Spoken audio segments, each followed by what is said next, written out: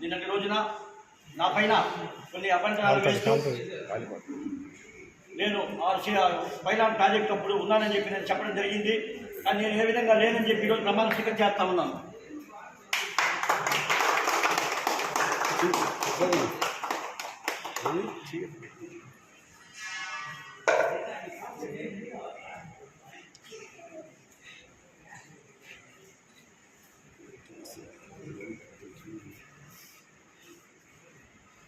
నేను చెప్పిన ప్రకారం 10:50కి ఇక్కడికి వస్తానని చెప్పాను. 12 గంటలకు వాళ్ళకి రమ్మని చెప్పాను.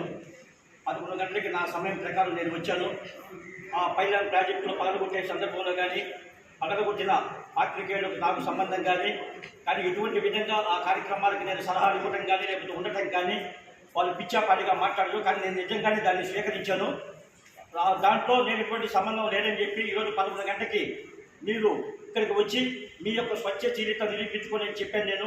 అదేవిధంగా నా స్వచ్ఛ చరిత్ర నిరూపించుకునే దానికి మీతో సంబంధం లేకుండా నా పాటికి నేను 11 గంటకు వచ్చి అమ్మవారి ఆశీస్సులతోటి ఇక్కడ కర్పూర హారతి ఇచ్చి అమ్మవారి ప్రమాణం చేస్తానని చెప్పాను. అదేవిధంగా నేను ఈరోజు 10:50కే వచ్చాను. 11 గంటల నుంచి మరి నేను ఈరోజు తలస్నానం చేసేసి అమ్మ దగ్గరే దాదాపు 40 నిమిషాల చొప్పు ఇక్కడ కూర్చోవడం వెయిట్ చేయడం జరిగింది. వాళ్ళు రాలేదు కాబట్టి వాళ్ళు అబద్ధపు విష ప్రయోగం నా మీద చేసేదానికి నా మీద ఈ విధంగా వాళ్ళు ఒక పథకం ప్రకారం నన్నేదో ఇబ్బంది పెట్టాలనో లేకపోతే నా వ్యక్తిగత ఇమేజ్ని దెబ్బతీయాలనో చేసినటువంటి కుట్రలో భాగమే ఇది.